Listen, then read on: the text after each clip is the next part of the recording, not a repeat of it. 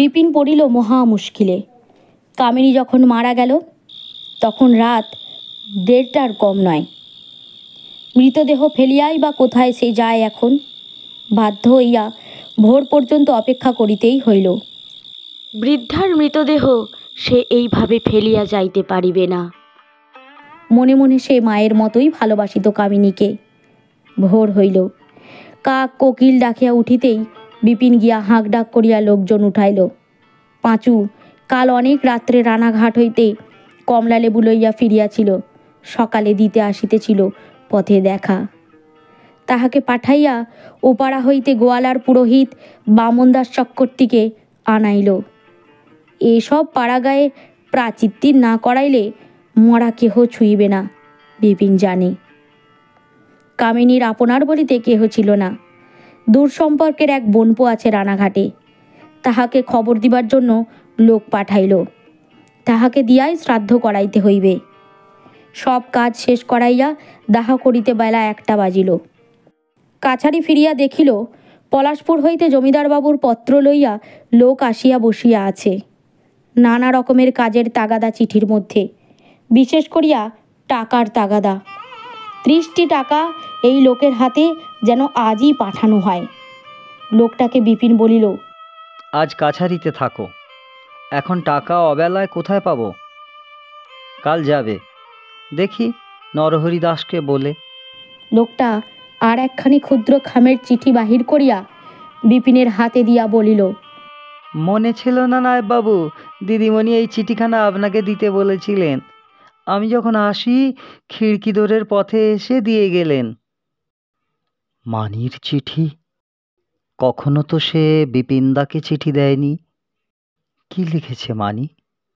বিপিন নিজেকে সামলাইয়া লইয়া যতদূর সম্ভব উদাসীন মুখে বলিল, ওহ, বোধহয় বড় মাছ চাই। বাবাকে লুকিয়ে মাঝে মাঝে মাছ চেয়ে পাঠায় বটে। আচ্ছা, তুমি ততক্ষণ বিশ্রাম করো। বাদামতলায় দাঁড়াইয়া মানির চিঠি খুলিয়া পড়িল। ছোট্ট চিঠি, লেখা আছে, বিপিনদা, প্রণাম নেবে।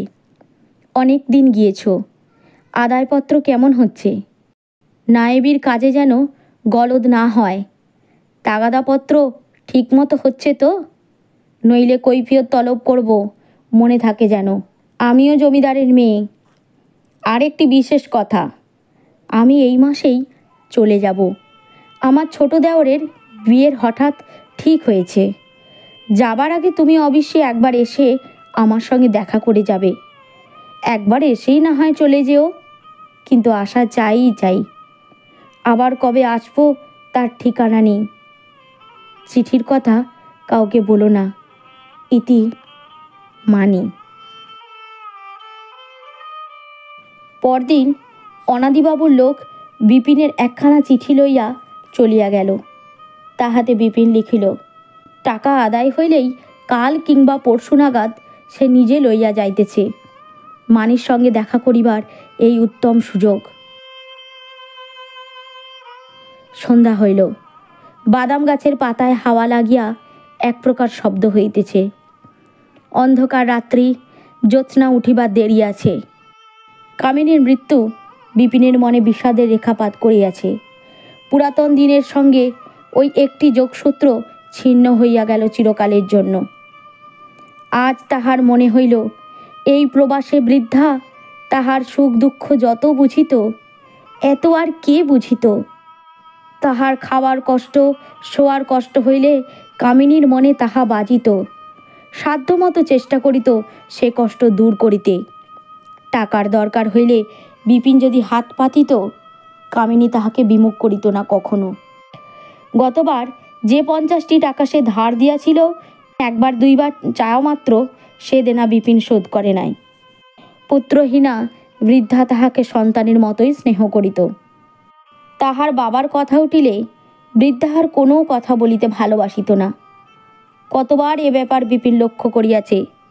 তরুণ মনে স্পর্ধিত উদাসীন্যে হয়তো বিপিন এই ব্যাপারে কৌতুকই অনুভব করিয়া আসিয়াছে বরাবর। আজ তাহার মনে হইতেছে, বৃদ্ধা কি ভালোই বাসিত তাহার স্বর্গগত পিতা বিনোদ চাটুর্যেকে। আগে যাহা সে বুঝিত না, আজকাল তাহা সে ভালো করিয়াই বোঝে। মানি তাহার চোখ খুলিয়া দিয়াছে নানা দিকে। অথচ আশ্চর্য এই যে মানিকে সে কখনো এভাবে দেখে নাই। এই কয় মাসে যে মানিকে সে দেখিতেছে সে কোন মানি? ছেলেবেলার সাথী সেই মানি কিন্তু এ নয়। বালক বালিকা হিসাবে সে খেলা তো বিপিন অনেক মেয়ের সঙ্গেই করিয়াছে।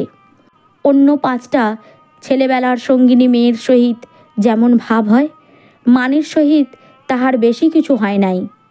এ কথা বিপিন বেশ জানে। মধ্যে সে হইয়া গিয়াছিল জমিদার অনাদিবাবুর মেয়ে সুলতা।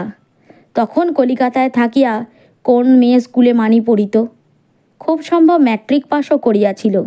সে কথা বিপিন ঠিক মতো জানে না। বাবা মারা গিয়াছেন তখন। বিপিন আর পলাশপুরে জমিদার বাটিতে আসে নাই। তবে সুলতার কথা মাঝে মাঝে বিপিনের মনে পড়িত। বাল্যপ্রীতির দিক দিয়া নয়, সুলতা সুন্দরী এই জন্য। না জানি সে এতদিনে কেমন সুন্দরী হইয়া উঠিয়াছে। সেই সুন্দরী সুলতা আবার মানি হইয়া দেখা দিল সেদিন।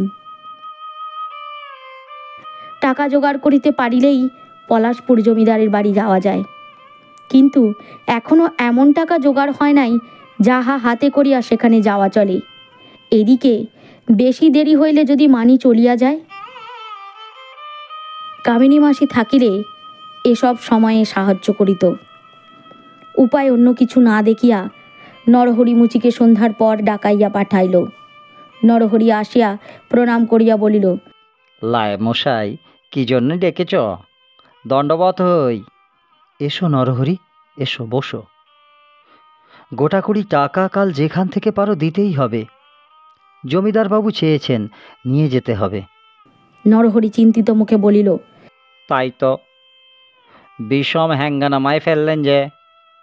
20 টাকা এখন কোথায় পাই? আচ্ছা দেখি, কাল বেনবেলা স্তক যদি জোগাড় যন্তর করতে পারি তবে সে কথা বলবো। হ্যাঁ, একটা কথা বলি লায়েব মশাই। কি কথা? কামিনী পিসির কিছু টাকা ছিল। সিন্দুক প্যান্টরা খুলে দেখেছিলেন? ওর বেশ টাকা ছিল হাতে, আমরা যদ্দূর জানি। আপনি তো সে রাত্রিরই ওর কাছে ছিলেন, আপনাকে কিচ্ছু বলে যায়নি? বিপিনের এ কথা বাস্তবে কি মনে হয় না? কামিনীর টাকা ছিল, সে শুনিয়াছে বটে। কিন্তু তাহার মৃত্যুর সময়ে বা তাহার পরে এ কথা বিপিনের মনে উদয় হয় নাই যে তাহার টাকাগুলি কোথায় রহিল বা সেই টাকার কি ব্যবস্থা কামিনী করিতে চায়। আর যদি থাকেই টাকা, তাহাতেই বা বিপিনের কি? কামিনী বিপিনের নামে উইল করিয়া দিয়া যায় নাই। সুতরাং অত গরজ নাই বিপিনের কামিনীর টাকা কোথায় গেল তাহা জানিতে। মুখে বলিল, ছিল বলে জানতাম বটে, তবে আমায় কিছু বলে যায়নি। আচ্ছা কেন বলো তো? কথাটা বলিয়াই বুঝিল নরহরি যে প্রশ্ন করিয়াছে তাহার বিশেষ অর্থ আছে। নরহরি বৃদ্ধ ব্যক্তি। তাহার বাবার সঙ্গে কামিনীর সম্পর্ক যে কী ছিল এ গ্রামের বৃদ্ধ লোকেরা সবাই জানে। কামিনীর টাকার যদি কেহ ন্যায্য ওয়ারিশান থাকে তবে সে বিপিন। সেই বিপিন কামিনীর মৃত্যুর সময় উপস্থিত ছিল, অথচ টাকার কথা সে কিছু জানে না। পাড়াগাঁয় ইহাকে বিশ্বাস করিবে? কামিনীর বাড়িটায় ভালো চাবি তালা লাগিয়ে দেবেন লায়েব মশাই। রাত বিরেতের কাণ্ড, পাড়াগাঁ জায়গা, কখন কি হয় কার মনে কি আছে বলা তো যায় না। আচ্ছা আচ্ছা, কাল আবার আসবো খন বেনবেলা। এখন যাই। নরহরি চলিয়া গেলে বিপিন কথাটা ভাবিল। সিন্ধুক তোরঙ্গ একবার ভালো করিয়া খুঁজিয়া দেখিবে। টাকা করি এ সময় পাইলে কিছু সুবিধা ছিল বটে, কিন্তু বাক্স ভাঙিয়া টাকা হাতড়াইতে গেলে শেষে কি একটা হাঙ্গামায় পড়িয়া যাইবে। যদি কামিনীর কোনো দুঃসম্পর্কের ভাসুরপ বাহির হইয়া পড়ে তখন? না, সে দরকার নাই। বরং মানির সঙ্গে পরামর্শ করা যাইবে। তার কি মত জানিয়া তবে যাহা হয় করিলে চলিবে। সন্ধেবেলা একা বসিয়া একটা অদ্ভুত ব্যাপার ঘটিল বিপিনের জীবনে। বিপিন কখনো কাহারও জন্য চোখের জল ফেলে নাই। সে এই দিক দিয়া বেশ একটু কঠোর প্রকৃতির মানুষ। কথায় কথায় চোখের জল ফেলিবার মতো নরম মন নয় তাহার। আজ হঠাৎ একা বসিয়া কামিনীর কথা ভাবিতে ভাবিতে তাহার অজ্ঞাতসারে চোখ দিয়া জল গড়াইয়া পড়িল। মনে মনে সে একটু লজ্জিত হইয়া উঠিল, কোঁচার কাপড় দিয়া জল মুছিয়া ফেলিল। কিন্তু সঙ্গে সঙ্গে ইহাও ভাবিয়া আশ্চর্য হইল, কামিনী মাসিকে সে এতখানি ভালোবাসিত। আজ সে স্নেহময়ী বৃদ্ধা নাই, যে দুধের বাটি কি লাউটা শশাটা হাতে আসিয়া তাহাকে খাওয়াইবার জন্য পীড়াপিড়ি করিবে, দুটা মিষ্ট কথা বলিবে। নিঃসঙ্গ ঘরের রোগশয্যায় একা মরিল, কেহ আপনারজন ছিল না যে একটু মুখে জল দেয়। কে জানে তাহার পিতা স্বর্গগত বিনোদ চাটুর্যের পুরাতন বন্ধুর মৃত্যুস্পর্শে অদৃশ্য চরণে আসিয়া অপেক্ষা করিতেছিলেন কিনা। বুড়ি ভালোবাসা কাহাকে বলে জানিত। বিনোদ চাটুর্য মহাশয় পরলোক গমন করিলে পর আর সে ভালো করিয়া হাসে নাই, ভালো করিয়া আনন্দ পায় নাই জীবনে। তাহাকে ছুটিয়া দেখিতে আসিত এই জন্য যে তাহার মুখে চোখে হাবে ভাবে স্বর্গীয় নায়েব মশায়ের অনেকখানি ফুটিয়া বাহির হয়। কর্তামশায়ের ছেলে, কর্তামশায়ের তরুণ প্রতিনিধি, তাহার সঙ্গে দুইটা কথা কহিয়াও সুখ। আজ সে বোঝে, এই যে মানির সম্বন্ধে কথা বলিতে তাহার ইচ্ছা হয়, কাহারও সঙ্গে অন্তত কিছুক্ষণ সে কথা বলিয়াও সুখ। না বলিলে মন হাঁপাইয়া ওঠে। দেখা তো হইতেছেই না, তাহার উপর তাহার সম্বন্ধে কথা না বলিলে কি করিয়া টিকিয়া থাকা যায়। এরকম তো কামিনী মাসিরও হইত তাহার বাবার সম্বন্ধে। অভাগিনী যে আনন্দ হয়তো পায় নাই প্রথম জীবনে, বিনোদ চাটুর্যের নায়েব মহাশয়ের সাহচর্যে তাহা সে পাইয়াছিল। তাহার বঞ্চিতা নারীর হৃদয়ের সবটুকু কৃতজ্ঞতা প্রেমের আকারে ঢালিয়া দিয়েছিল তাহার নায়েব মশায়ের চরণ যুগলে। কি পাইয়াছিল কি না পাইয়াছিল আজ তাহা কে বুঝিবে? 30 বছর পরে কে বুঝিবে মানি তাহার জীবনে কি অমৃত পরিবেশন করিয়াছিল একদিন।